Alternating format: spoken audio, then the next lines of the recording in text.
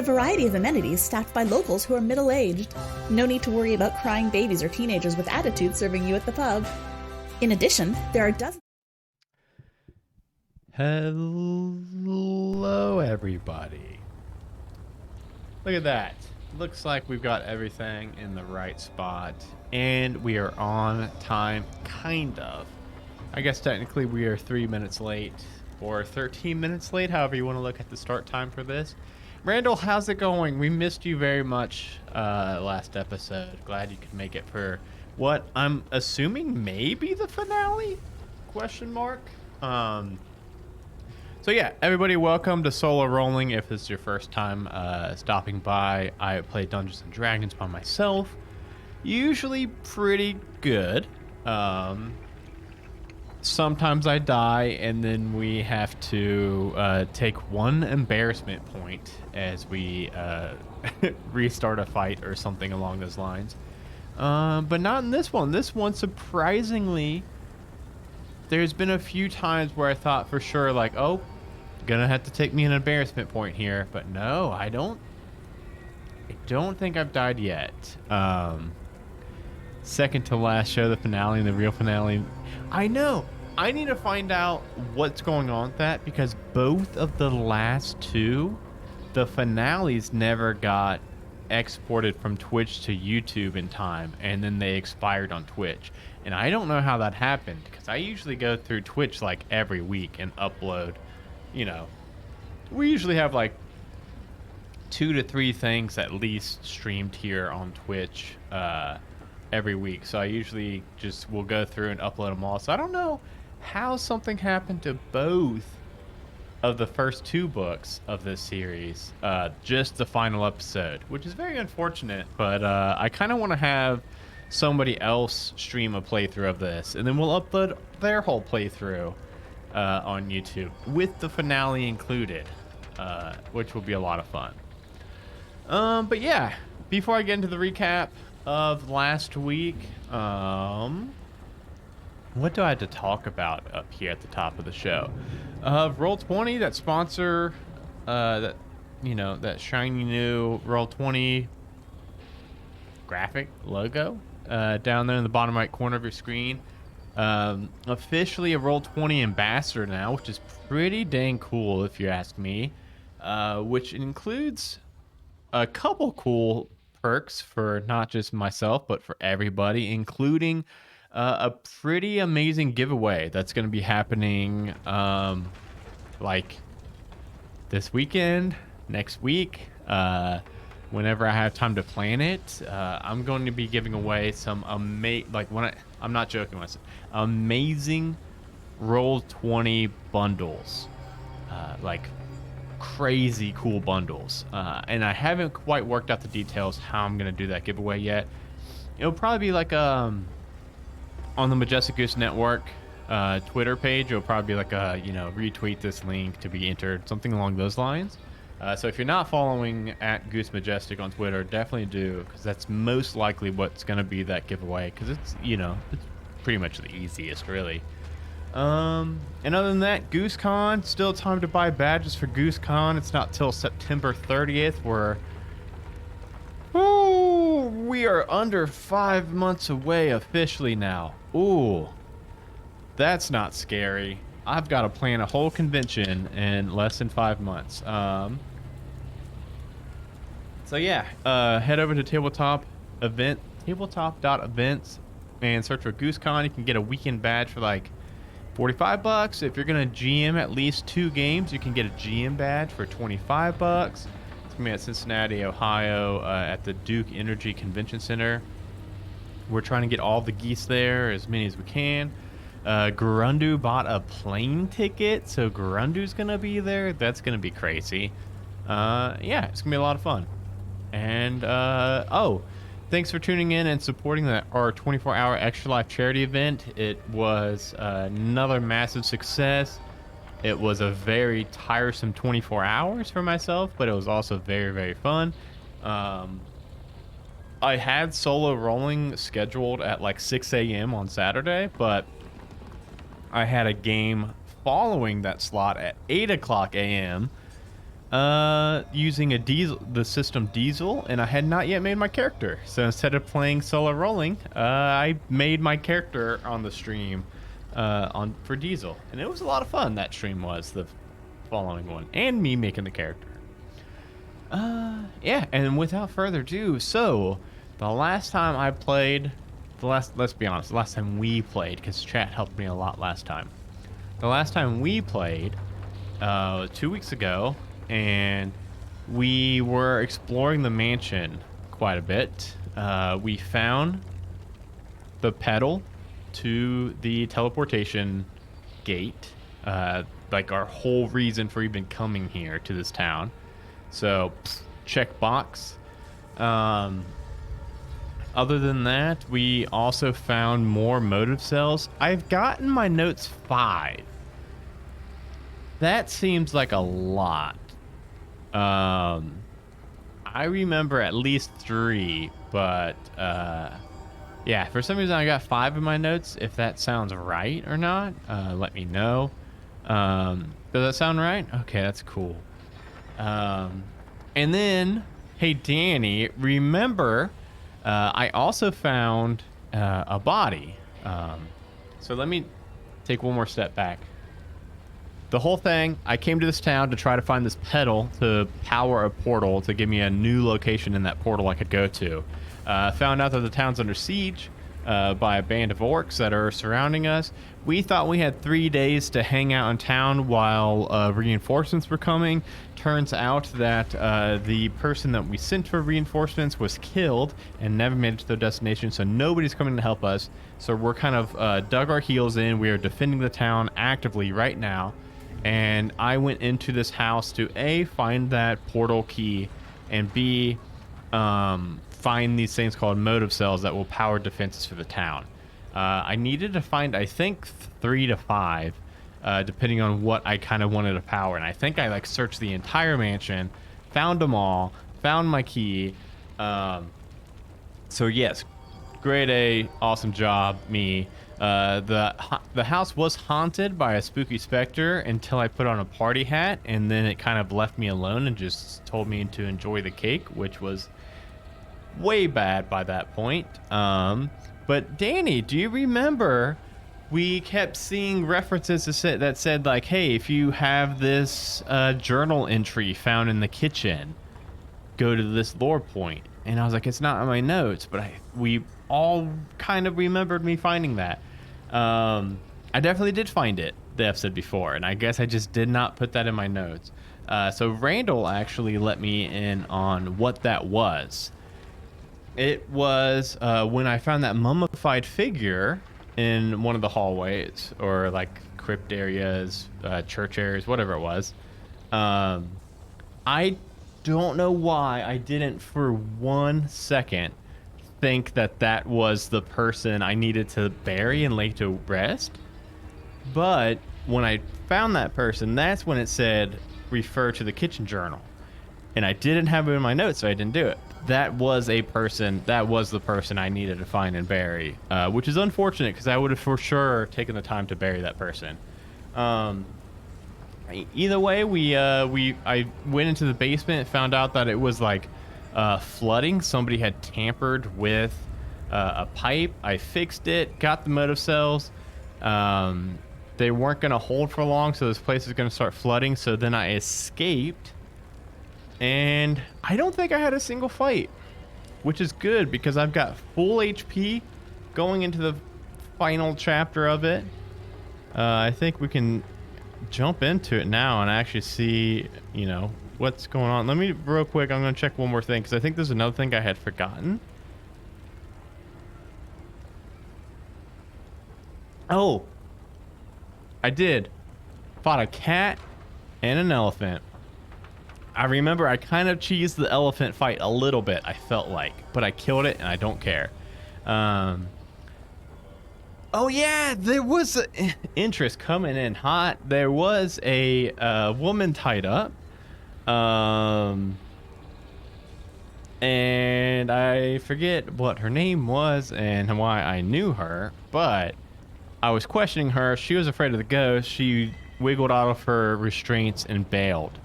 Uh, Gosh, I cannot remember. Adaba used to be Arnold's assistant. That's it. Thank you so much. Found her. She weaseled out of her restraints. One more awesome thing, Danny and interest that again, Randall let me kind of get a little peek behind the curtain.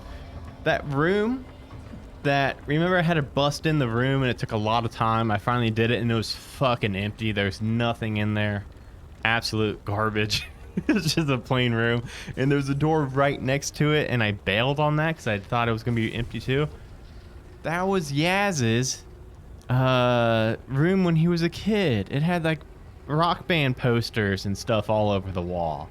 And I would have really loved to see that. And I missed it because I was on a time crunch and I didn't want to get eaten up by the orcs. Yeah, I think that's good. I think we're ready to kick some butt now and start powering up some defenses. Are you all able to hear the ambience at all? Because I am supposed to have a burning village tabletop audio going right now. Because I'm assuming as soon as I go back up topside, I'm assuming this whole village is going to be mayhem up top. I feel like I might have to crank it up a little bit more.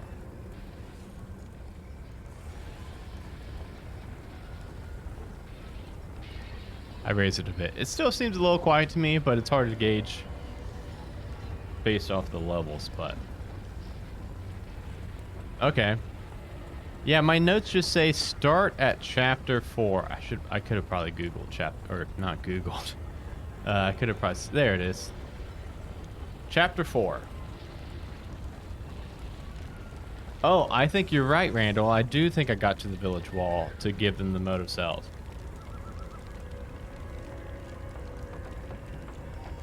I'll tweak it just a bit. There we go. The webs of intrigue. Howling is the first thing that you hear as you hurry toward the wall, leaving Lamstrand Manor behind. A chorus of wolf songs echo through the dark. Then the ancient catapult thrums from atop the wall, flinging its stones across the moat. Though you fear what you'll find, you feel drawn to the town wall. You find the militia firing their bows and operating the catapult with vigor. Only when you get very close do you see the orcs have been firing back. A row of townsfolk lie stacked next to the staircase that ascends the side of the wall. Each is wrapped in a militia cloak, and black fletched shafts still protrude from many of these bodies. You recognize a few of the faces you've seen around town, and you note with relief that Yagmer is not among the dead. No one stops you from climbing the stairs, and when you get to the top of the wall, you look out past the river into the darkness, and fires here and there illuminate the lurking orcs. They mostly hold back out of arrow range. The fires also illuminate the shape of 2 siege towers. Each is taller than the town's wall, and each has wheels that look large enough to drive through the river moat. Even now, those rolling structures advance, pausing between each short forward push as though hauled by invisible lines. You scan the wall for signs of the council, and you find them inside a bartizan, one of several square-roofed fortifications that rise above the rest of the wall.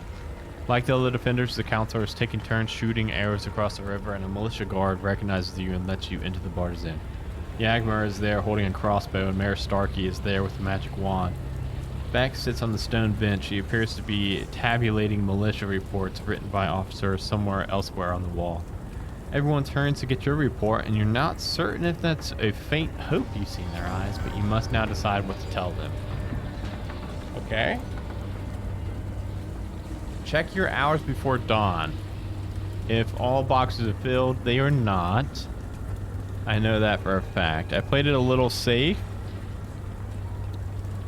I've got 4 out of 6, so I had 2 more hours left, which I feel is pretty good. If you don't have all those boxes marked off, and you have Starkey's family...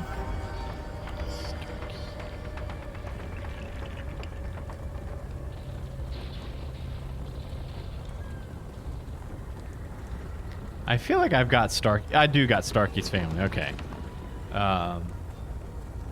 403. An orange glow from outside, the light of bonfires directed in the front of the town wall, casts Mayor Starkey's face in clear profile. There's something hauntingly familiar about it. If you have a look close, half orcs. That doesn't sound familiar.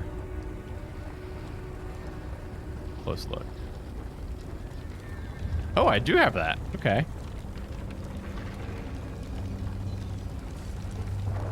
With a flash of insight, you put 3 clues together at once. Okay, so I feel like this is going to fill in some of those gaps that you all watching probably don't have. But I've got a couple, not remember exactly who was in this, what we thought was maybe a throuple last time. First, Mayor Starkey's adopted half-orc children, who you saw up close during one of the assemblies, have the same features as the mayor. You saw them in the light of the bonfire, a light very similar to how you're seeing the mayor now. You are certain those half-orcs are Starkey's natural offspring. Second, the portrait you found in the manor showed Mayor Starkey's whole family. Along with 2 half-orc babies, the painting showed the mayor, his human wife, and a female orc you didn't recognize. That is, who you didn't recognize until now.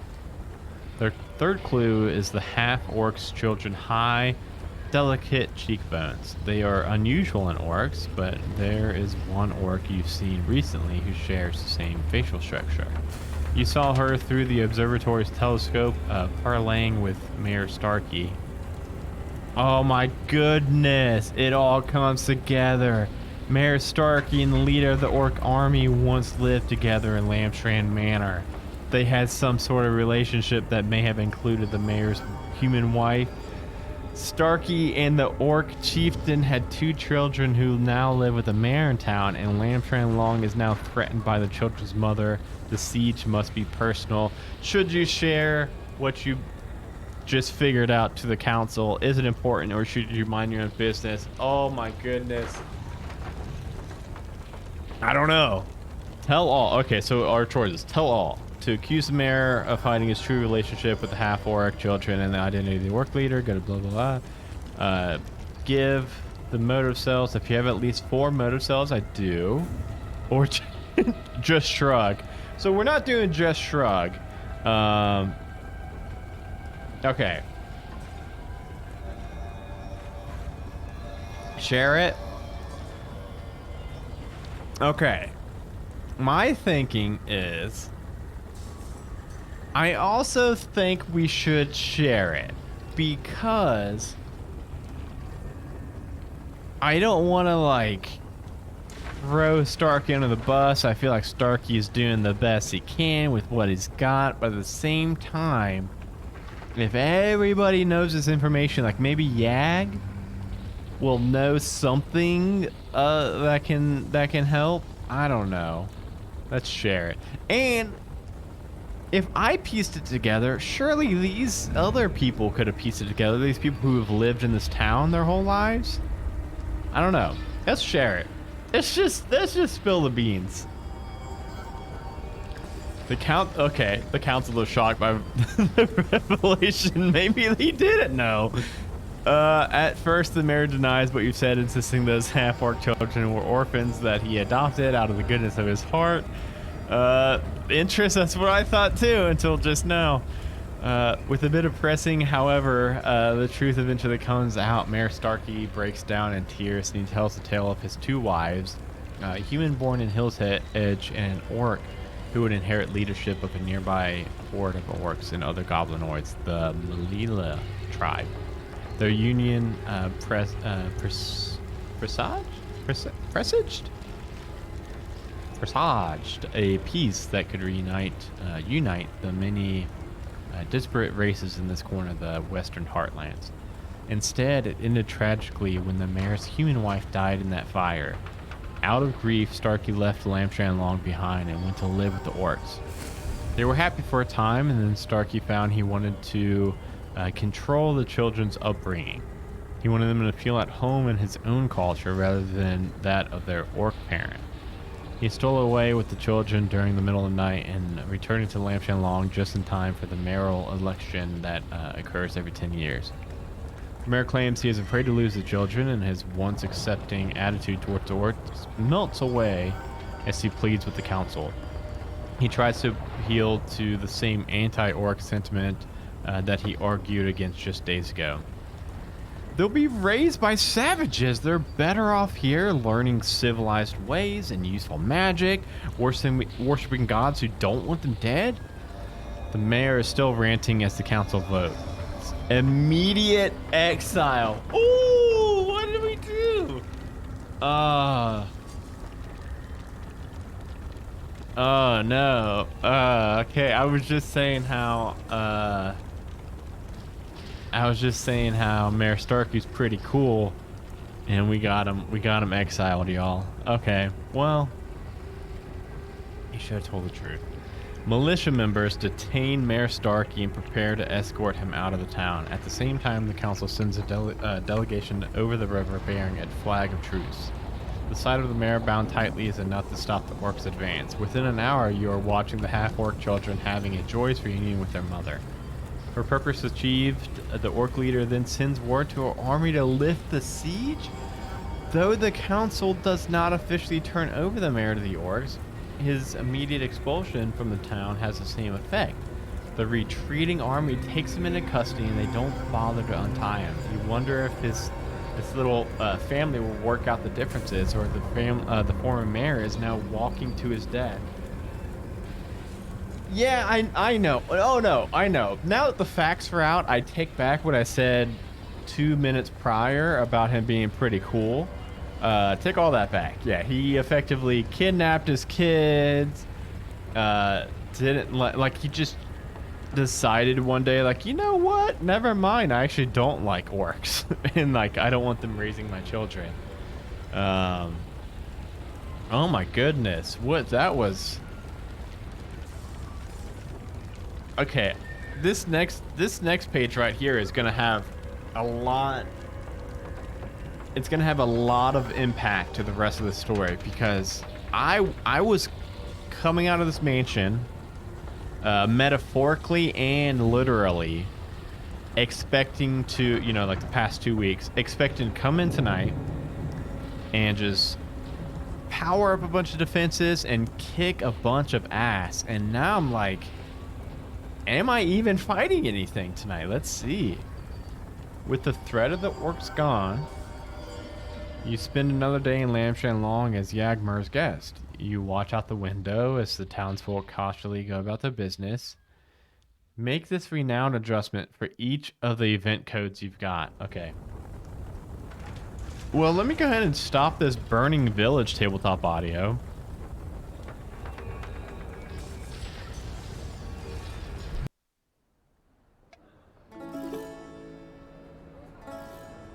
I'll just play some peaceful village music instead.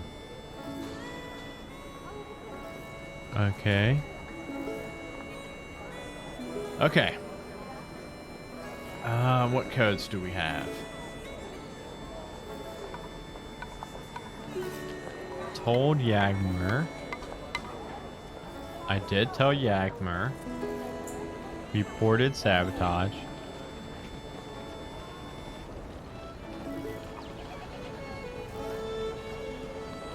I don't have reported sabotage.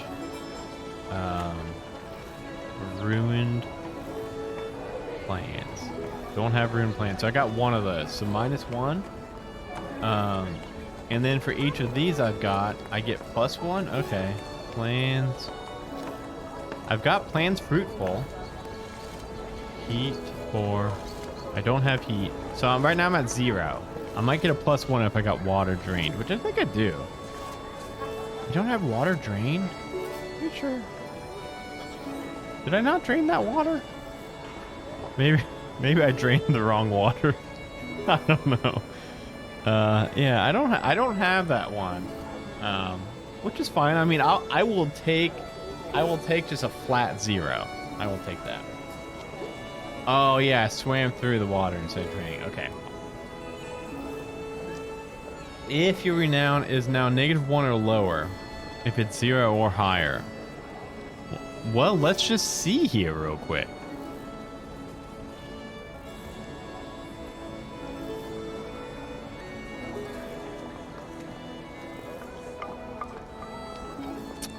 if I could find... There it is.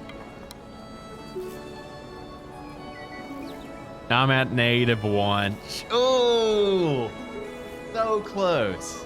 So close. If I would have done... If I would have drained the water or something... Yeah, I think... I mean, well, if my notes are correct, the last note I have for my reputation is I have -1 with LL. So which it means since I got a 0 the last time, I think I still got a -1.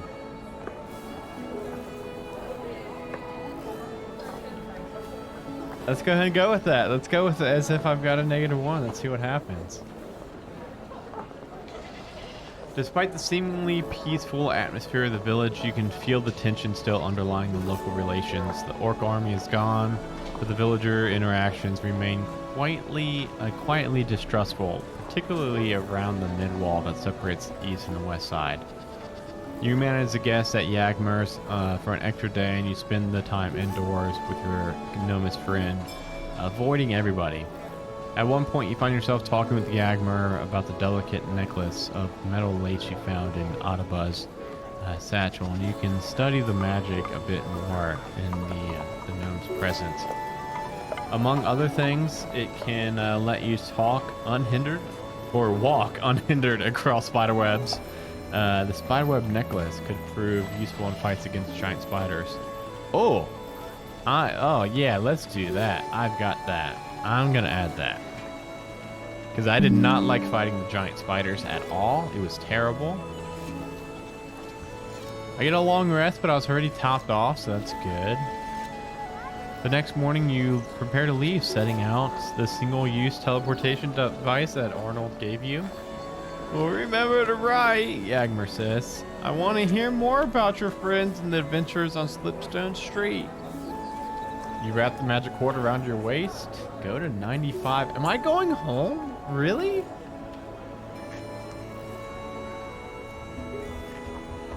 A moment after you fasten the cord around your waist. Okay, the last time Arnold gave me a teleportation device, it was cursed and almost killed me. So let's see how this turns up. You're in Zor Star Temple, back in Waterdeep. This time there is no discomfort. The device worked perfectly, though its magic is now expended. You discard the worthless device in the bin designated for rubbish as you leave the city. Oh yeah, Audubon.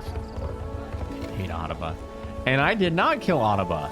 I should have coup de grace Audubon. But so Audubon is just out there wandering around somewhere right now, plotting my demise.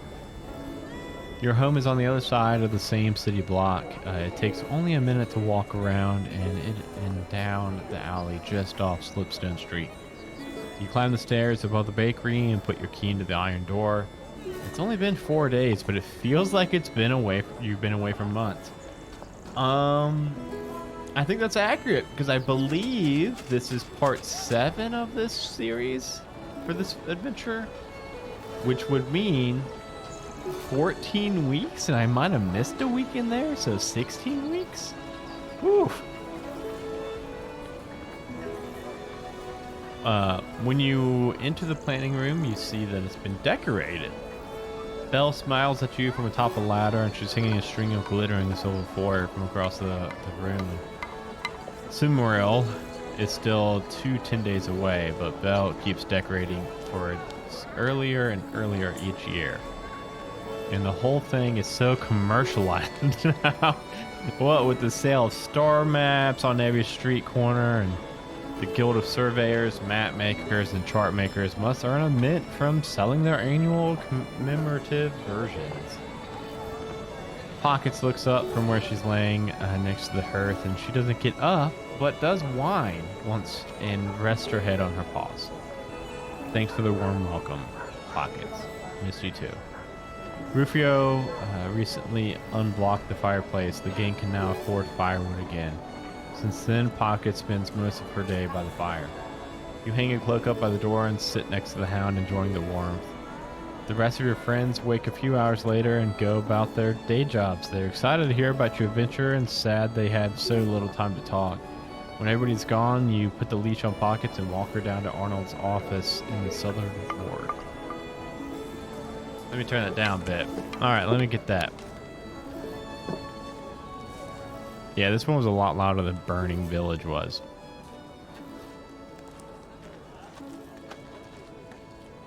How about that? Is that better? Arnold's office is on Buckle Street, west of Caravan Court. It's conveniently nearer to your own home.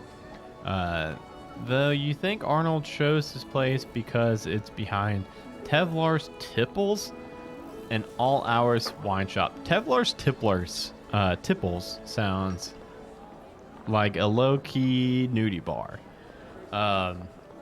A sign above the coach gate reads Radiance Art Brokers. Arnold has a day job, though you've never seen him do anything except manage the business of the Seekers, moving around the assets in the form of money and personnel.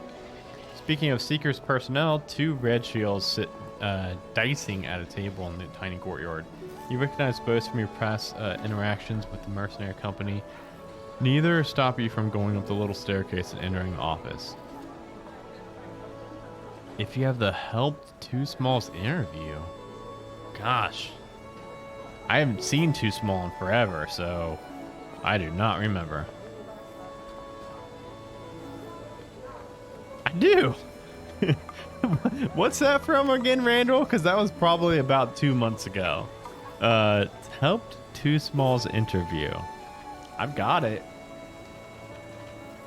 End of book 2. Gee, so that was months ago. Yeah, I do not remember how I helped her interview, but I'm glad I did, because now I get to get a 58. The halfling behind the receptionist's desk is familiar to you. Welcome to the East Side Brokerage. Oh, Too Small says. Oh, it's Too Small. Thank you for inquiring. What business can I tell Mr. Radiance that you're here for? You weren't expecting to see your old friend here. You've had little contact with the halfling since she moved out of the hideout. You remember helping her prepare for a job interview, but you didn't know the details. There it is. Oh, I needed a new assistant, Arnold says, coming out of the back room. Hold any messages or visitors, he tells Too Small, and then he waits you to follow him. You take Too Small takes, now Too Tall would be a funny character name too in here. Too Small takes Pocket's leash to hold while you're in the back. The dog sits and closes her eyes as she scratches under the chin. Arnold's office is a crowded mess. He lifts a stack of books from a chair for you to sit in. He moves the books to another stack and then offers you a cup of mulled Smirale wine from a pot on his side table. You recognize the side table, a familiar cask with the board on top, as having once contained wheat beer from Anchor Island. You wonder if the half-elf emptied it himself. Smirale wine, Arnold asks. I know it's barely nightfall, but I celebrate the holiday early.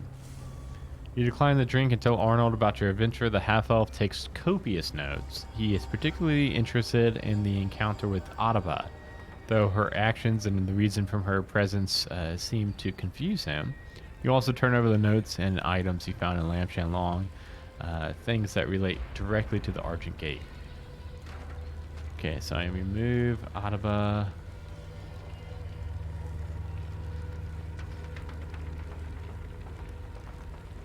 And what else? If you have Lost in Time. I do have that. I saw that while I was prepping my recap.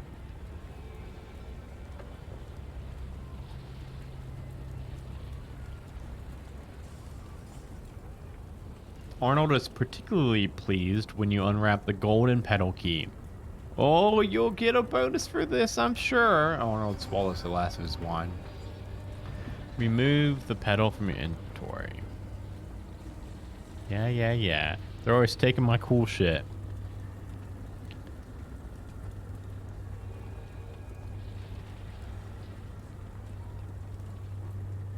When the report is done, Arnold wraps up the parchment with the other items and hands it to his assistant. Urgent delivery! A moment later, you hear the outer door open and close again. You find Pockets unattended in the reception area, and you pick up her leash and shake Arnold's hand. Expect to see me again soon with your payment. Leave armor. You found a bloody suit of armor outside Lamstrand Long. If you still have it in which to leave it. I don't think I picked that up because I think it was too heavy. Scale mail. No, I did not pick that up. You return to the hideout and pass the rest of the day in relative quiet. Under protest, you help Belle put up the rest of the Smurl decorations. The final touch is gluing 100 paper stars to the ceiling. That's going to be an absolute ass to get off. When night comes, you discover that the stars have a chemical treatment that makes them glow in the dark. But the chemicals were mixed wrong. Or perhaps the decorations are old. Instead of a cheery yellow, the stars glow a faint green. Belle seems unfazed by the sickly color. Arnold loves the Smurl decorations. When he visits at night, he repeatedly exclaims how delightful they are. He and Belle discuss them at length, and you are forced to be in the middle of it, translating Belle's hand language for Arnold to understand. Eventually, you sit at the table, and the conversation turns to your recent adventure. The Seekers are pleased with your work for your retrieval of the history book from the Spider Caves and the Sword Mountains. The Seekers have spent 2 harbor moons for your testing of the portal of Lamstrand Long, and your report on the machines in the town and the manor and other harbor moon. Oh my goodness, not only that, these 3 harbor moons are worth a total of 150 gold. Okay, so I pretty much got 150 gold. I will take that. Because before next book, I'm going to buy some shit. The Slipstone gang's finances are looking more stable than they did when you first returned to Waterdeep. You won't need to give any of this money up. I think the book 1 I had to give everything up, which you earned on your own. Still, you wonder if you should set aside some for future troubles. If you have lost in time, yeah, I got that. I do got that.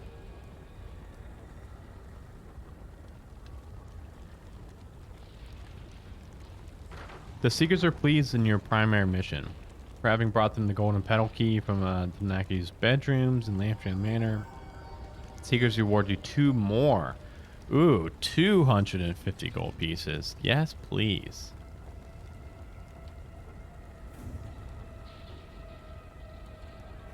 When the money is passed over, Arnold surprises you with another mission. I need you to return to the Sword Mountains. The Red Shields do a lot of work for the Seekers, but I can't send them alone because they're not briefed on certain secrets. So that's why I need you. Belle climbs into a chair to listen. Without her booster seat, only her eyes at the top of the table are visible. Do you remember that morbidity box in the caravan wreckage? The one that had me racing back to Waterdeep? I went straight to the House of Inspired Hands when they looked up the number. The associated name was Bill Denning. I don't know how his body made it to the temple after you saw him dead, but it makes sense they would have it. He was an important cleric of Gond, and now the corpse is probably somewhere in the spider's pantry. The cavern should be safe now. On the way back, we passed that column of soldiers heading up there, and Amlar and joined them, and rumor is they've exterminated everything that we left alive. Yesterday, they sent word for an archaeologist to catalog the Orcish ruins up there. Arnold produces a rolled parchment. This is a letter of authority. You're going to need it. I need you to get in there past the soldiers, find Bill Denning's body, and bring it back here. I still don't know who arranged to get that history book and Denning's body out of the Temple of God, but that implication runs deep. If someone resurrects Denning, well, he knows too much about the Seekers to be left in the wild. You wanted to be an adventurer since you were very young, but you never knew that it meant so much traveling, with so little time to spend at home with your friends. Really? I haven't got to spend like 2 days hanging out with my buds since these 3 books started like a year ago now. Jeez. When Arnold leaves, you notice that there are red shields waiting in the alley to escort him home. You wonder if you should leave right away. However, it's been a long day, and you decide it's probably better to rest before you go. So long rest. I just now also realized that Burning Village was also playing right there instead of the happy music. This village is Waterdeep is not on fire, everybody. I apologize. Um, you can leave gear in your room or pick up gear you've left here. You can also take up to 4 rations. Latchboy normally returns late in the evening, but he's home early tonight. Having skipped visiting the tavern after the day's work, he's pleased to see you again, and when Belle explains Arnold's request, both he and Belle insist on going with you. Can they, Randall? Can they please? You leave before first light the next morning. Latchboy holds Belle's battered shield as she locks the hideout door behind you. The 3 of you tread familiar back streets in the dark, leaving Waterdeep by the north gate just as the sun peeks out to the east. Your party makes good time on the gentle grade of the high road. As the sun is setting, you camp within the sight of the Sword Mountain foothills. Oh damn, this is still going. I thought starting this next adventure was going to be like a cliffhanger for book 4. All right, let's do this. Let's do it. You reach the site of the caravan ambush early the next morning. The wreckage has been cleared and no sign remains of the devastation you saw here less than a 10-day ago. From there, the trail of the highlands is familiar. Last time, you followed the creatures that built the bridges for many ravines, destroying them after they passed. Without these, you had to make time-consuming detours, and the going is easier this time. The Waterhavian soldiers built their own bridges to get their wagons across, leaving them in place for you. By late afternoon, the trails are growing steeper, and what little vegetation there is grows in short, twisted forms. You expect you'll soon find the soldiers' wagons abandoned. However, when you do find these wagons, the soldiers are among them. They are in the process of reloading the wagons and preparing to descend the trail. Latchboy goes to talk with the soldiers while you and Belle rest. When he returns, he reports that the column finished its work and is returning to Rassalantar, leaving only a small force behind to secure the area. They've killed near to 100 giant spiders and burned the remains. They also recovered humanoid corpses, some in cocoons, then sent for a cultural scholar to identify the bodies. Finally, Latchboy adds that Amlar, I think we called him Carmel, is here, and that you'll soon be seeing the old man again. The 3 of you move on with the way clear, and if you hurry, you think you'll reach the Grand Spire before nightfall. Well, let's do that. Because I doubt they cleared everything. Let's be honest. They for sure did not get everything. The sun is fully down when you reach the Grand Spire. Even by torchlight, the many booted tracks of the soldiers are plain to see throughout the clearing. However, you don't find anyone on watch at the perimeter. Neither are there sentries posted at the spire's entrance. That's concerning. You climb the stairs down and pass through the archway, and the familiar interior is somewhat changed. Paths have been cleared across the rubble, revealing rough stones tiles beneath, and a rectangular tent stands just north of the spiral staircase. No one is in this chamber, that is, unless you count the dozen web-covered bodies along the southeast wall. Each cocoon has been laid here recently and opened to show the face of the humanoid within it. You get a close look. Not all of these were well preserved by the webs, but none of them has the half-crushed face of Bill Denning. Neither is anyone inside the tent. You listen, but you hear no sounds of movement. No sounds at all. Belle stoops to check the campfire. Cold ashes, she signs. You wonder where the soldiers are, and they were supposed to be stationed here, and you expected to find Carmel among them. Okay, let's add the spider den. Let's add spider den, Ambience.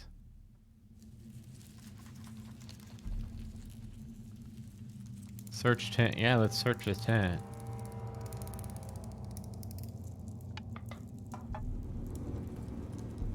The tent looks like a makeshift command post. There's a folding table and folding chair, plus a writing set for making reports, and you unroll a large parchment to find a sketch of a clearing around the pillar. Markings show where the patrols and watch positions should be, but you saw no one at these posts.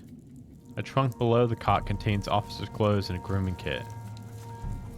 If your passive wisdom or passive perception is above 11, I think it might be. I think my passive perception is pretty good.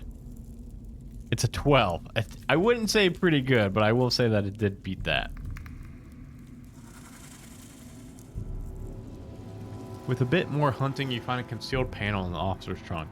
It contains a letter and parchment envelope, and the report is of a shield lar in the city of Guard of Waterdeep's standing army.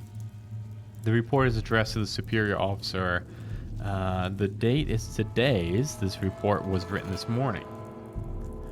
A lot of the report's details are concerned with unknown abbreviations and thick military jargon. Oh yeah, Danny, that is a good call out. Yeah, that spiderweb necklace. I can walk on spiderwebs just fine. So let's just get that out there.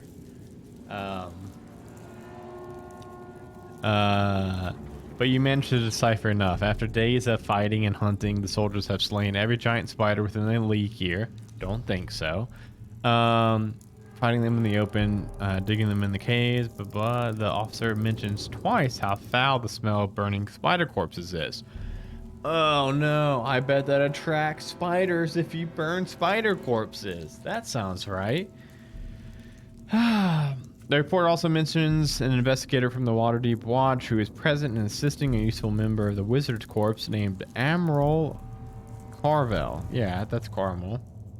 The last report was written at midday today. The shield lar of rank whose importance you're unsure of sent the rest of the soldiers down the mountain with orders to return to Rasselatar. The officer and a small support staff were going to be hanging out in the tent. And tells you something went wrong with that plan. Yeah.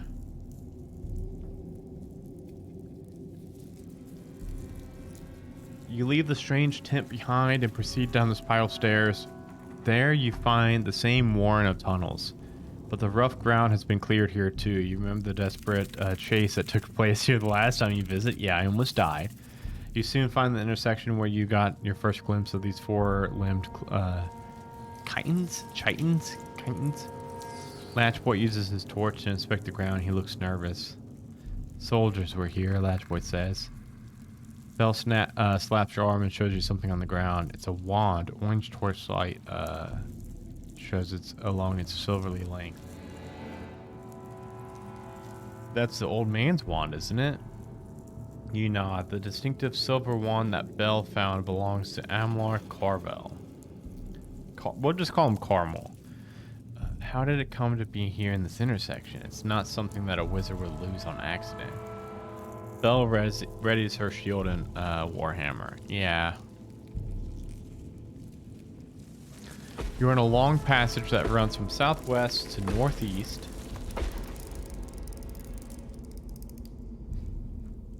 That's right to me. I'm trying to see if it's right to the camera, but vines of ropey webbing hang from the ceiling near the intersection. The passage to the southwest leads back to the Warrens, the area where you entered the series of chambers. You're certain that going back that direction now would prevent you from unraveling the mystery of this place. Do I want to unravel the mystery of this place, or do I want to survive? Because last time I came down this GD spider cavern, I made it out by the skin of my teeth. I'm talking like 1, 2, 3 HP, something in that range.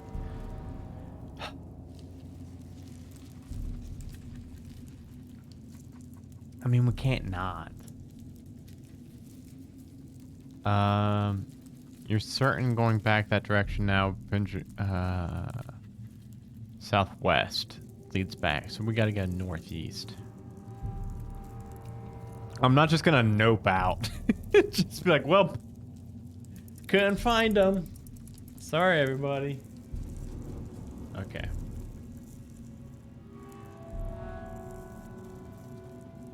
Yeah, I do. I need to find Carmel. Carmel was like... He was kind of a crotchety asshole, but also... I don't know. He grew on me.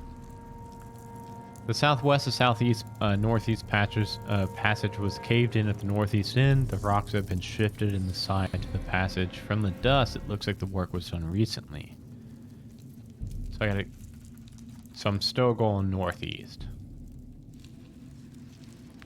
You are in a large chamber. There is a damp feeling breeze here. You also hear a nearby river and perhaps a waterfall. Curtains of web strands reach down from above. These hanging threads stop just above you, forming a low ceiling. The true ceiling of this chamber is obscured in the darkness in the webbing far above. To the northeast, the chamber ends in a crevasse 30 feet across. Though the hanging strands of webs, you can see that the cliff on the far side rises at least 30 feet higher than the side you're on.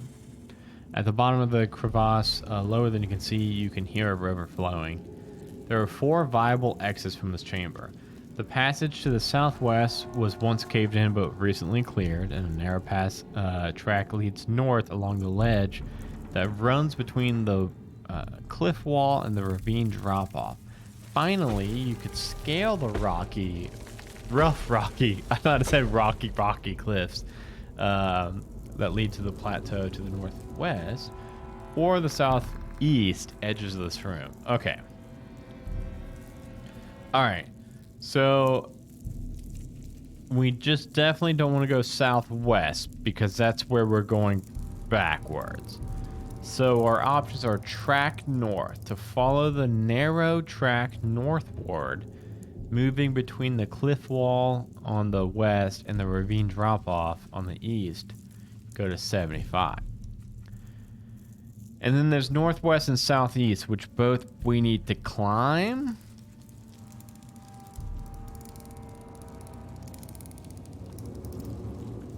You can free climb. I just don't really... What do you think, chat? I don't know... I mean, this one's risky, right? Because I don't... Well, let me see if I got a grappling hook. I might have a grappling hook, and if so, I think I can just climb any of those. I was almost positive. Do I not have a grappling hook? Wow, I really thought I had got one in book 102, but it's not in my equipment. So... either I risk a free climb, DC 12 athletics, or I just go to the narrow track northward. And honestly, like, I don't know the reward for the risk of doing the free climb. So it seems like I might want to just go north. Just go that way. Take the one way I don't have to attempt to fall on my ass and take an embarrassment point.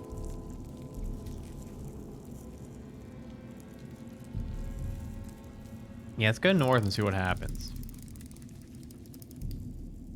You reach a small level area bounded on the east by a ravine, the opposite side of which is a cliff, rising 30 feet or higher from the side you are on. Vines of web hang from the ceiling, obscuring the far side, and the steep bridge made of sticky, coiling spiderweb crosses the gap. A bridge that seems completely impassable to non-spiders. Haha, unless you got a spider necklace. The south edge of the area rises gently toward a plateau, which looks like it could be easily climbed. Alternatively, you could go around the plateau, moving south between it and the ravine. And then there's a winding passage that climbs westward. Let's do that. Let's go, let's cross the bridge of webs. I think that would be most fun, and I got this cool-ass necklace, so let's do it. You decide to use the magic necklace to cross the delicate bridge of webs. To do this, you will have to leave your companions behind. Fuck, didn't think about that. You suggest they withdraw to a more defensible entryway area. Belle suggests you let her carry any of your particularly heavy gear. I don't really have any, though. Latchboy warns you to be careful. I see no sign of the city guard was able to cross over. More spiders might be back there. Yeah, probably. Once you've prepared yourself, you move onto the bridge of webs, and the magic necklace lets you cross the threads without sticking to them. However, the bridge is a delicate construction that sways dangerously as you crawl up it. You must move carefully to ascend toward the far side of the ravine. Soon, you've climbed it high enough that you can no longer see your allies. The vines or webbings that hang down from the ceiling now block your line of sight. Then you reach solid ground and pull yourself off the webs. The light of Latchboy's torch doesn't reach this ledge. To navigate this space, you will need to use your own light source. I got a torch. If you don't have your own light torch, I do have a light torch. This area forms a triangle with a stone wall on the north, the ravine on the east, and a fast-flowing little river to the southeast. The northern wall holds the remains of a mural depicting a series of orcs and symbols by them. Its purpose appears to be educational, illustrating the Orcus political divisions. The bridge over the ravine simply leads back to the first half of the Spider Caverns, a direction you don't want to go until you find Carmel. The mass of webs that hangs from the ceiling grows longer over the water, preventing you from seeing the other side of the river, but you can wade through to the other side. I do have a high enough perception. The mural is missing many of its tiles, something that doesn't surprise you given how old it is. However, upon a closer inspection, you discover that some of the gaps in the mural are holes. There is a chamber north of this one, and it overwatches this area through a series of arrow slits. Fuck. If you can transform yourself and no, I can't do that. Can't do that. Can't do that. So I can just wade across the river.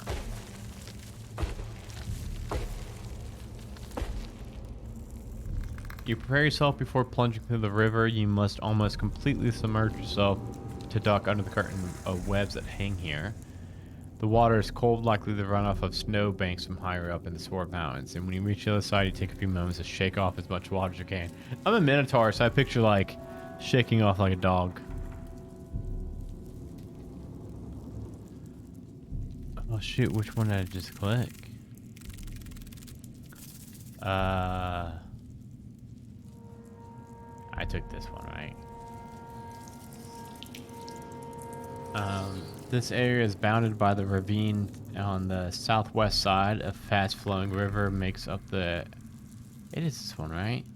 The river as the ravine drops away to the depths beyond the reed. The east side of the room is dominated by overlook. 62. Okay, yeah. Alright, I wanted to make sure I was reading the right one. The east of the room is dominated by an overlook atop a steep cliff. Stairs in the southeast of this room are connected by both elevations. Humanoid bones litter the floor between the river and the cliff that overlooks it. These are ancient remains from the structure of the skulls and the shape of their tusks. You take these to be orc skeletons. Passive wisdom. Mine, it's 10. It's a 10 plus. So I think I'm good. Passive wisdom on a 10 plus. If your passive wisdom's high enough, you can learn something. These skeletons are incomplete. Certain bones are missing. Rather, there are extra bones of certain kinds. Meaning someone systematically removes specific bones from the dead. It is the sort of thing a necromancer might do. Yeah. From the looks of this pile, it appears that these bones were dumped here from the cliff top on the overlook area. Cross the river. I don't want to do that again. Check the river source. Or to take the stairs to the elevated area. I think I just want to take the stairs. Yeah, let's go up and see where these bones came from. You approach the stairs connecting to the plateau overlooking the chamber. If you have thick vines. Do not think so. No, I do not. As you approach the stairs in the eastern portion of the chamber, you see a rustling along the ceiling. Fuck off. There's something hidden among the strands of web. Oh, gosh. Oh, no. Not these motherfuckers again! Okay. The hairy arachnid drops from the among the ropey vines of this web that it carpets the ceiling, landing deftly on its hooked hind legs.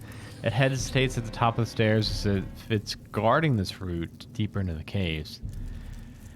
Oh, okay. It's 10 feet above me. Okay. Let me get this map. Let me get this map on here real quick. So this is 441.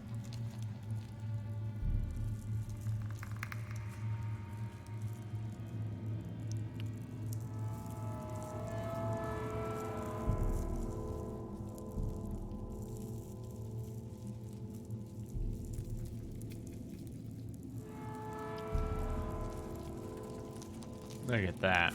Okay. All right. All right. Initiative time. Let's fucking do it. I mean, I'm gonna kill this thing really hard. I feel it in my bones. As I roll a 5 initiative. Oh no. Okay. Well, what's it gonna roll? Surely it's gonna roll lower than a 5, right, everybody? Right, everybody? Ooh. Okay. The skirmisher spider uses hit and run tactics, rushing to maul you with its mandibles each turn, then jumping back as a bonus action to hide among the jungle webbings. Fuck.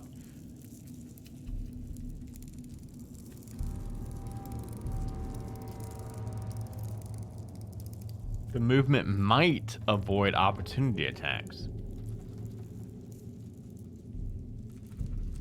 Okay. All right. Okay. So it's going to swoop down at me. It's going to bite at me. It's going to hit me. Fuck.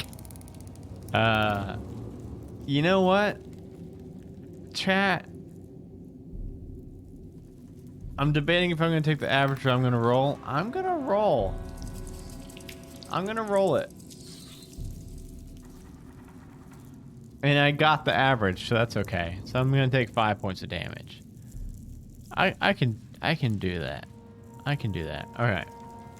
And then it is going to jump back. The spider jumps back 30 feet horizontally and lands on the ceiling, immediately ending its turn. If it is previously hit a target on the same spot, this jump does not oh, so it did previously hit me. So I don't get an opportunity attack.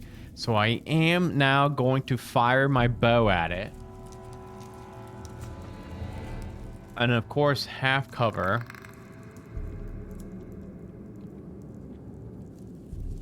Of course, half cover gives it +2 to AC. And its AC is 12, so it's going to be a 14 AC. So I'm going to shoot my bow at it. Come on, roll 20, please. Please roll 20, please. Yeah, I rolled 20.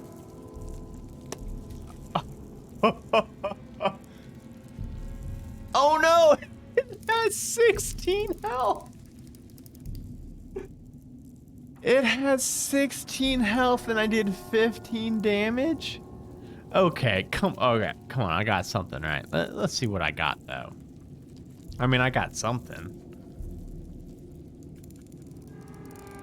I mean, I got something, though, right? No, I don't. I don't. Ooh. Oh, man. Literally, it's got 1 health left. I am going to take my bonus action.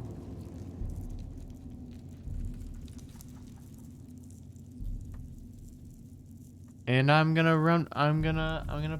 back up. I'm gonna back up 30 feet. So this damn thing can't get to me next time. I know.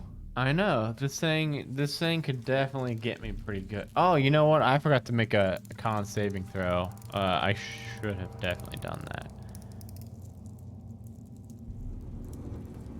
Did that roll anywhere? 6. Ooh. Oh ho ho ho. I am poisoned. Oh no. Oh no. Okay, let's see. Let's do some quick maths. 5, 10, 15, 20, 25. So could have hit me, ran back, shoot it with a bow, run back 30 feet. Okay. I don't even know why I used a bonus action and dash. I didn't even use any movement yet. So either way, I could shoot it and then I can move back real far.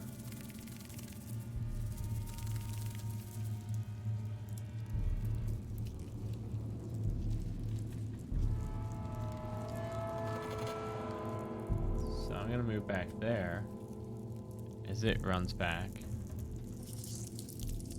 and then that means that it's only got 30 feet of movement. So I think it's just gonna walk across the ceiling.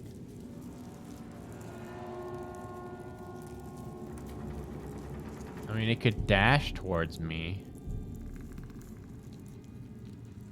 No, it's gonna use its bonus action to hide.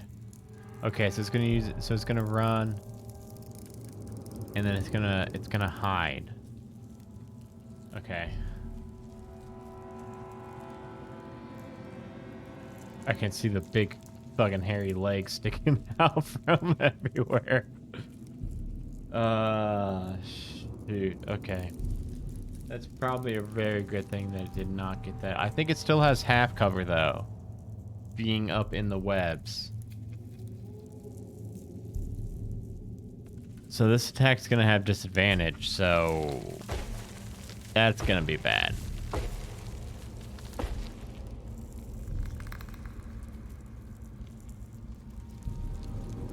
Oh, are you kidding me? A 19 and a 23? What are you doing, Roll20? What are you doing? I'd shoot that thing right off the ceiling. Actually, you know what? I don't shoot it off the ceiling. I shoot it and I pin it to the ceiling. I want it to stay up there. I don't want to look at this thing.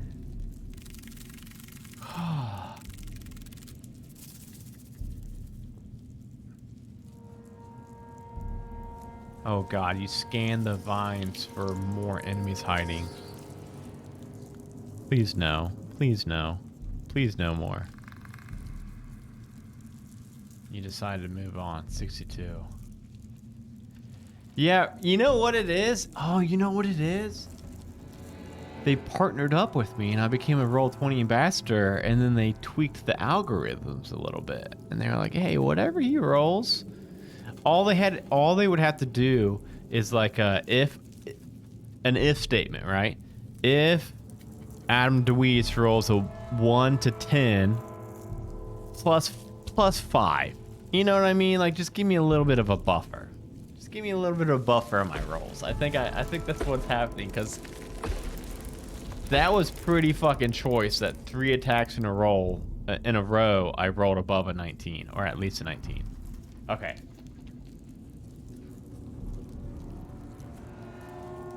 Oh, I'm back here again. Did I mean to come back here? Let me see if I meant to back. Oh, here. Okay, here it is. This area is overlooks the large chamber. Okay, yeah, I missed this somehow.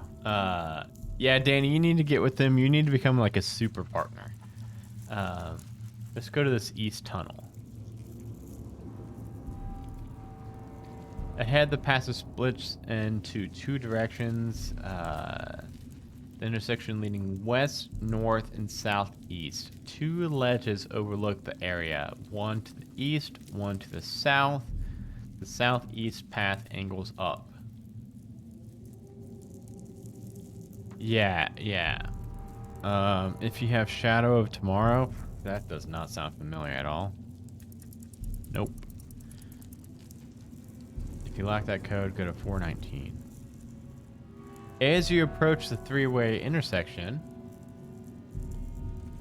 to decide which direction to go, as you contemplate, a series of shapes fall from the ceiling, appearing abruptly from among the web strands that carpet the ceiling. They fall at 20 or 30 feet, landing hard.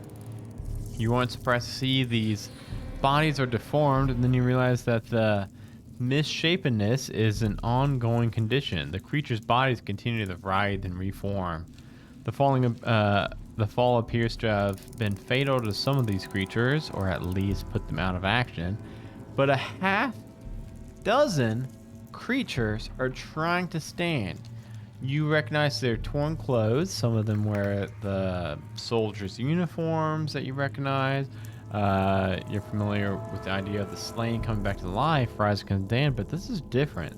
These creatures are too small for the clothes they wear. You watch as one of the creatures rips off the straps of the helmet that is too large for its smallest head. Another one slosh off a torn coat. Horrifically, yet another one of the creatures belches forth a curved bone. The disgorged rib clatters to the floor. Then the creature scratches at its own face with the extra arms that protrude from its torsos. Fuck these things. All at once, the creatures become aware of you and their attentions turn hostile. Okay. Can we not do this one? Can we just pass on this one? The creatures have skin, smooth, ashen skin, as though their bodies have lost the texture. As the 5 most ambulatory of them shamble towards you, you see that one of them spontaneously sprouts a pair of mandibles. How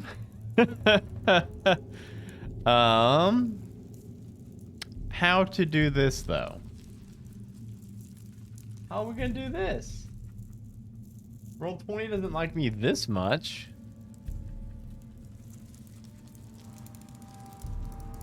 There's no way.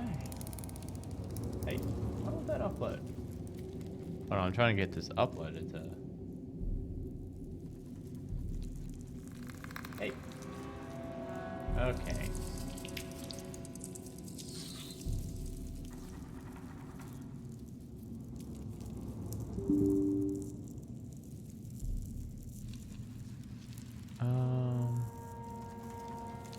What the... Let me find this real quick.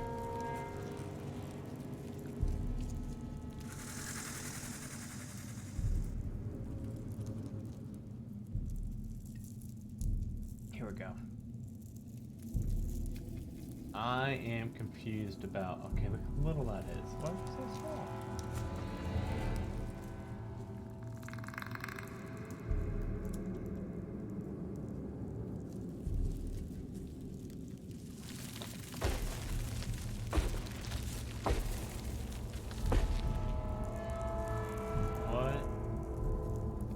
Do I do here, gang? I'm a rogue. I don't have any AoEs or anything. I'm to test out that. Okay, is there a run? Is there a run button? Let me read this real quick. Battle about 15 feet from the closest of them. The members are slow to stand up from their fall. They begin the combat prone and they all act on initiative 1. That means that it's going to take them a bit to get to me. Members of them prioritize their sharp bits attack, only using prone, proc, or bone if you fly or climb out of their reach.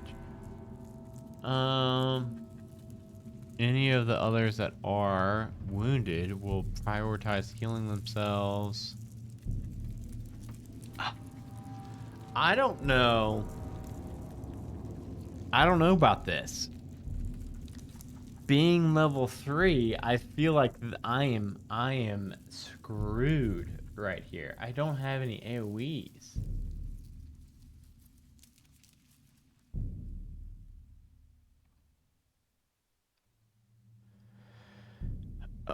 I guess let's go ahead and roll initiative. And I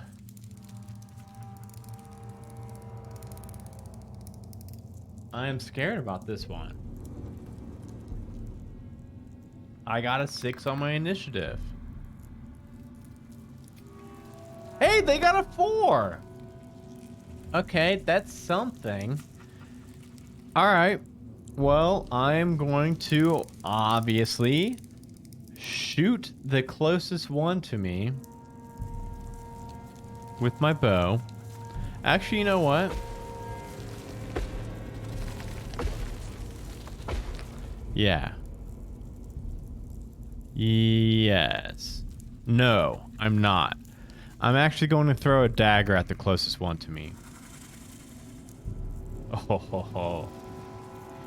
9 points of damage. It is still alive. If I would have used my bow, I bet that thing would have been dead. How did I only do 3 sneak attack? A 1 and a 2. Fuck me. My VIP status has been denied. Well, then I'm going to rear back and I'm going to throw another dagger at that same one.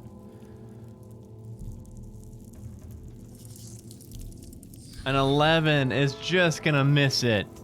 Okay, so that one's got 1 HP left. Okay. And then, of course, I'm going to use my movement. And I'm going to 5, 10, 15, 20, 25, 30. I'm going to back the fuck up. And I use my bonus action for the second throw, so I cannot dash or hide or anything like that. Let's see. And then it's their turn. So they are going to be standing up. And then they will only have 15 feet of movement.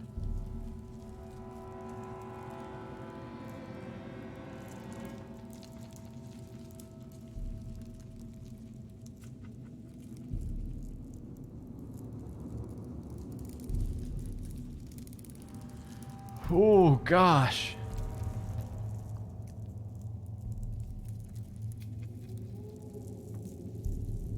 Okay, I mean, jeez. Oh, man, I'm scared of this. Okay. Alright. I'm gonna come around the corner a little bit so I can see this one that I already hit once. I'm gonna throw another dagger at him. I have 5 daggers.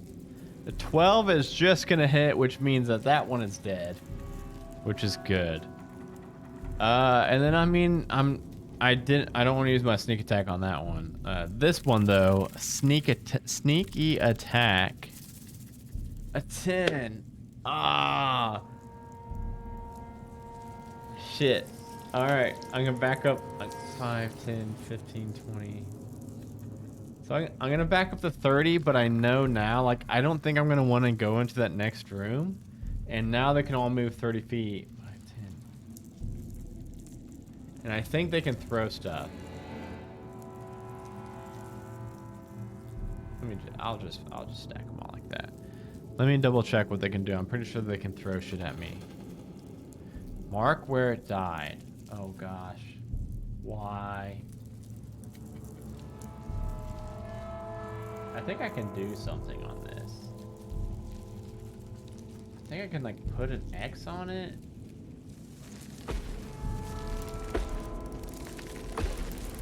Yeah, I mean, that's kind of hard to see, but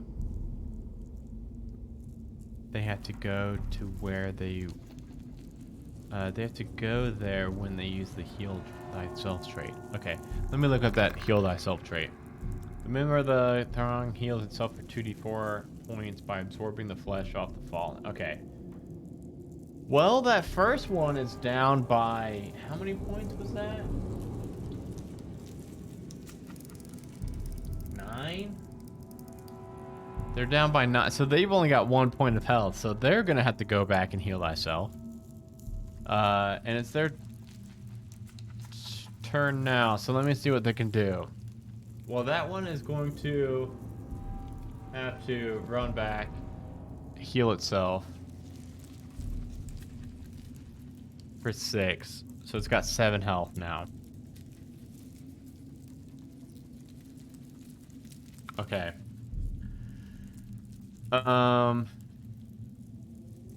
Plus 3 to hit. So they're gonna be throwing rocks and bones at me.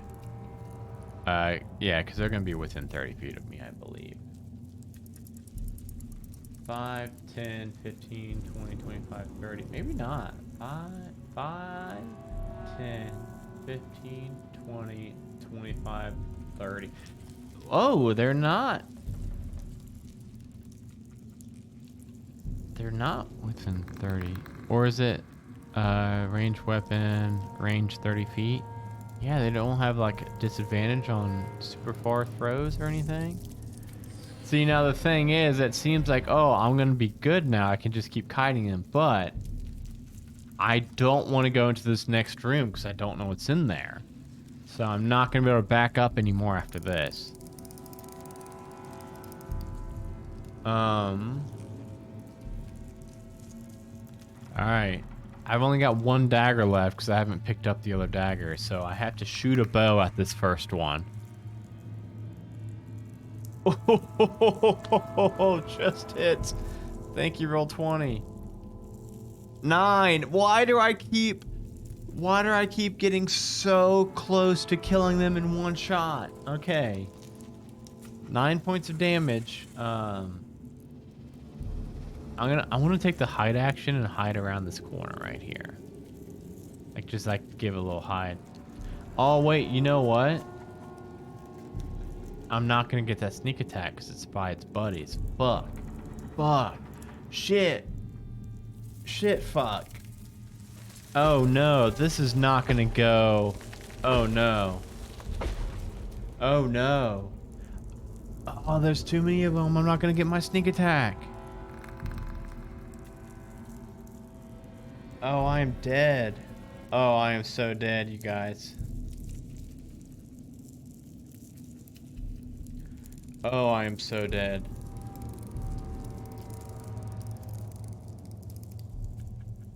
Okay. Oh, I'm so dead. 5, 10, 15, 20, 20. You know what? What if I did just go into that next room? I should have went the other way, back to where I came from. I just don't want to go into this new room and walk into, like, a fucking dragon mouth or something. Oh, how am I gonna do this?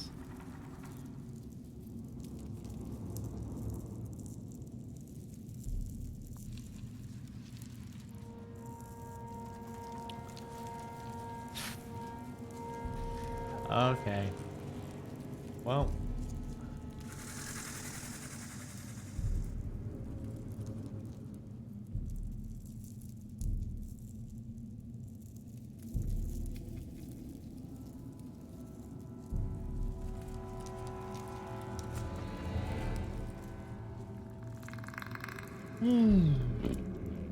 Okay. I'm trying to think. Oh, I'm trying to think what to do right here.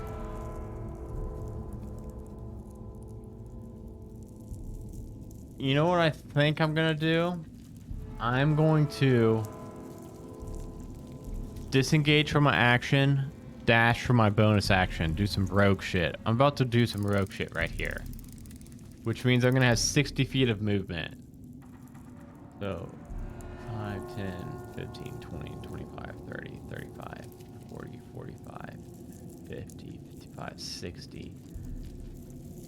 So I disengaged to not provoke opportunity attacks and then dashed and I'm running back. I want to go back the way I came from because these things are about to tear me up. But even so, make sure to read the combat instructions. Let's see what.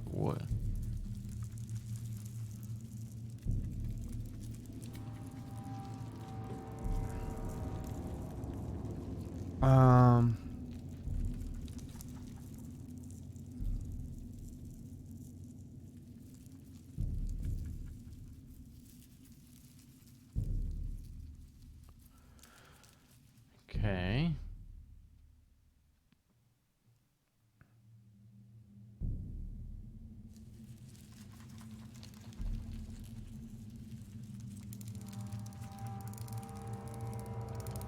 Anyone that gets injured attempts to heal itself. Yeah, so one more of them needs to be healing itself. Okay, I'm gonna have that one go and heal itself after this. Oh, yeah, so I mean, this one would still be eating the body too. The others will be 5, 10, 15, 20, 25, 30. That one's gonna be on me. That one's gonna be close. There. And then this one's gotta need to be healing itself. Okay.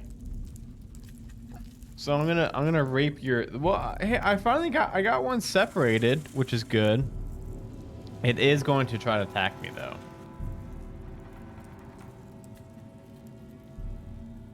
Huh, 9's not gonna do it. Woo! The other one's gonna throw something at me though. 10 is also not gonna do it. Okay. I'm gonna rapier this one and hope that it just dies. Oh, this one is so dead. That one is so dead. Okay. Alright, we're making some progress, but it's still gonna be... It's still gonna be rough. Now I'm gonna run 5, 10, 15, 20, 25, 30. And I'm gonna bonus action, and I'm gonna sprint. Or dash. 5, 10, 15, 20, 20. I want to stay as far away from these fuckers as I can and pepper them with my short bow. Their turn. 5, 10, 15, 20, 25, 30. 5, 10, 15, 20, 25, 30. These two were healing. Ooh, 7 and a 3. Alright, one of them is full health again, which is unfortunate. Oh, what was that? What was that? I missed it. Hey, thanks for the follow. Was that Icicle? I missed it. I was just on the wrong screen at the wrong time. Nonetheless, thank you so much for that follow. Come in. Welcome to the stream. Help me out. Help me not die, because this fight is looking pretty rough right now. Alright, I'm going to shoot that first one. Luckily, I mean, they're getting a little bit staggered now, so I can kind of get some sneak attacks on them at least. A 13 will do it, and I will take it. And an 11 is going to... Okay. I wish I was wearing my heart rate monitor and had the heart rate on the overlay, because I guarantee this whole fight had been spiking my heart rate really hard. Now I'm starting to feel a little bit more of a sense of ease. Nope, did not mean to roll that again. Okay, they're all three topped off now, but one of them is still going to be eating. I'm not going to go into the next room because I don't really think the combat's intended to work that way. So this one's going to be able to throw something at me. A dirty 20 will indeed hit me. Oh, and it's for two points of damage. Which at a level 3, I mean, if you take 2 points of damage, I mean, that's fucking 2 points of damage right there. The other one's a little bit too far, so I'm going to fire a shot off at this closest one. I need to pick up my daggers again. Oh, no. No, no, no. I mean, I have to stay here. I guess I'll back up, like, you know, just like that. Okay. It's its turn. Still not quite to me, but it can throw something at me.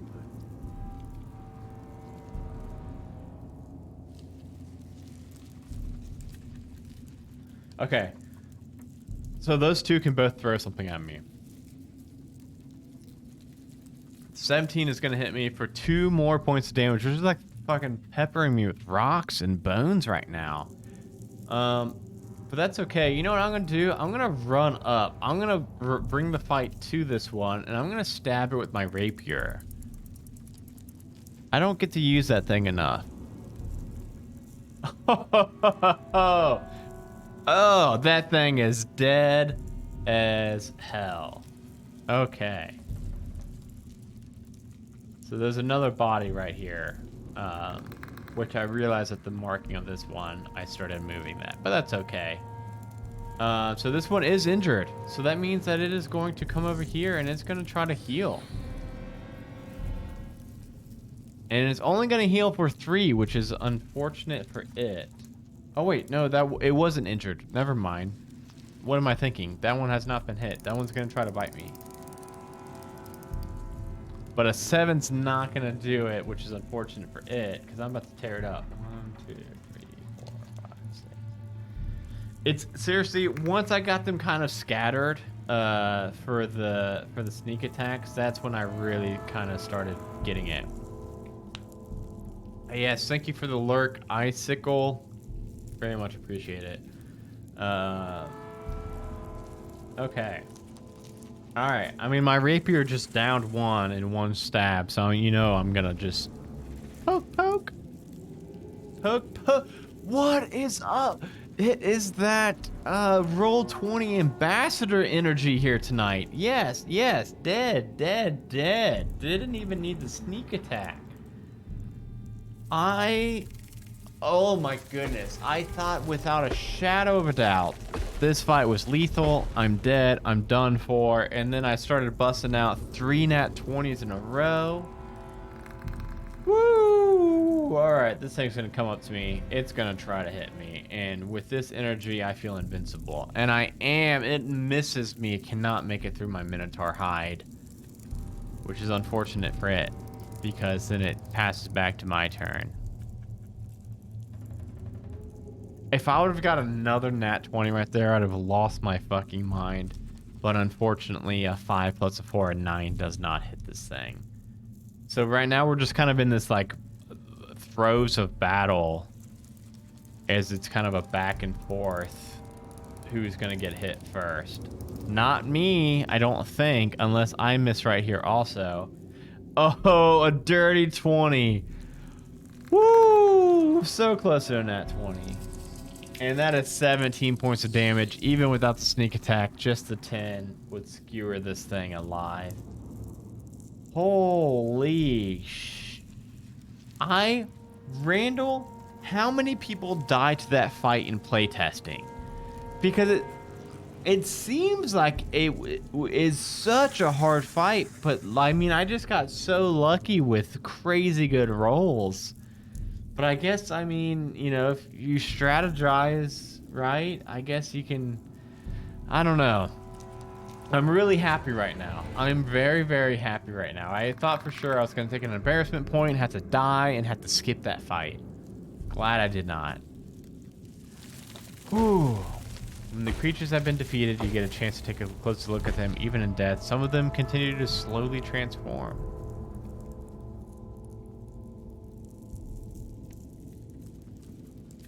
That's true. Yeah, if you, yeah, I think a rogue.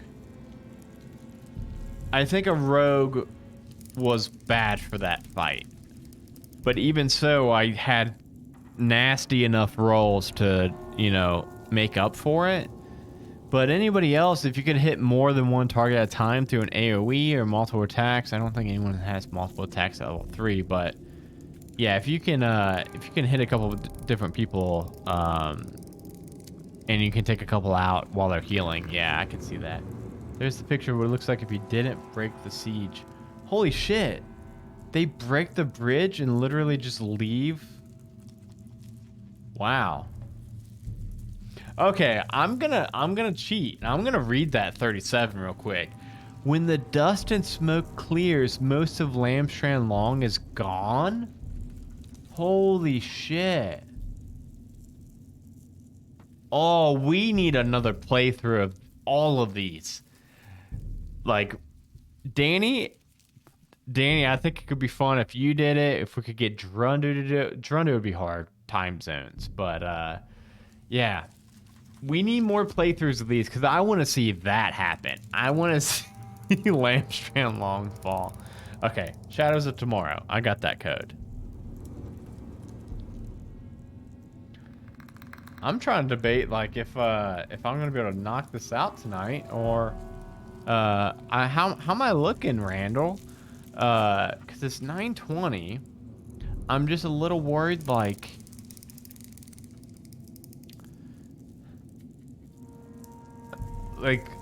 I'm worried about shaving too much off tonight and then still having another part halfway through the caves is a bit more back in town. See, I'm worried about shaving too much off tonight and then having like in 2 weeks time having the real finale and it only being 10 minutes of content. You know what I mean? This won't be the finale. Okay, that's what I needed to know. I needed to know if I pushed in for 40 more minutes till 10 o'clock, if, stop at the river. You're in an intersection of the 3 passageways, one leading west, one leading north toward the sound of the running river, and the third rises southeast to an elevated shelf overlooking the intersection. Each of the intersections is another high elevated area with no access ramp, no webs hang down from the cliff top space. It might offer a safe space to rest. Safe space to rest. Yeah, this is where I'm kind of juggling, like, if I don't think I can finish it tonight in the next 40 minutes or so before 10 o'clock Eastern, then I want to have enough content for a full at least hour and a half, 2 hours, 2 weeks from now. So maybe, but I also don't want to stop.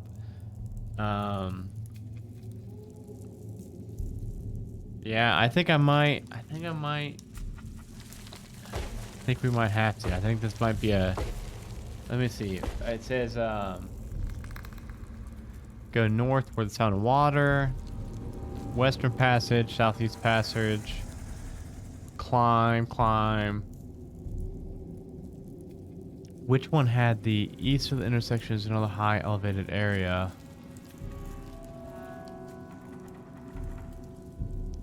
So I could maybe climb that and take a little rest. I think I might need to do that because all of my hit dice are back now because I've taken multiple short rests since then, or till now. So I think I kind of want to use at least one hit dice to get some more health back because I am hurt right now. So I'm going to have to try to climb this. Oh wait, see climbing rules. If you can reach the ledge. Okay, so I do have to try to climb it with an athletics roll. My athletics is pretty good. It's a +6. 16. Okay, I am able to free climb this to 112. You reach the ledge overlooking the 3-way intersection. If you have silver wind? I don't think so. No, I do not.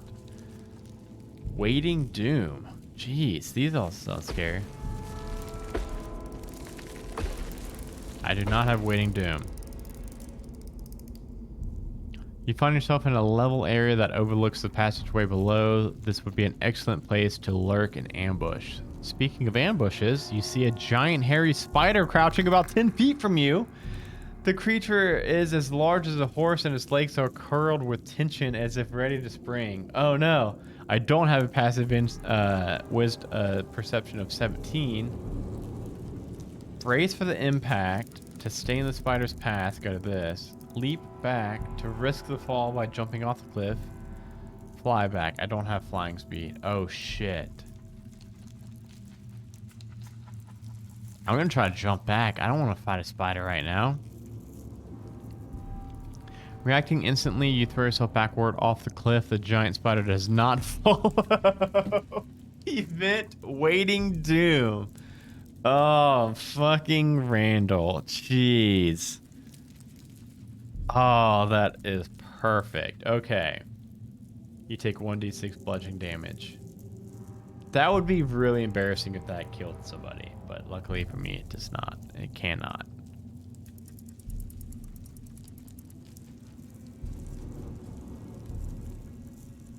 Three. I mean, that still fucking hurts, though. I'm down to 12 HP, by the way. Not a lot. That's not a lot of HPs. Okay, so I'm back. Okay. All right. I think I'm going to chill here at this intersection. I'm going to put in my notes about the big spooky spider that's up to the east, guarding my rest spot. Yeah, because it's about 9:30, and if I've got, you know, an hour or more left, I want to be able to chunk that out to 2 weeks from now. I still feel like we did pretty good tonight, though. I feel like we got a lot accomplished and also did pretty fucking good in that last fight we were in, thanks to the Roll20 VIP status.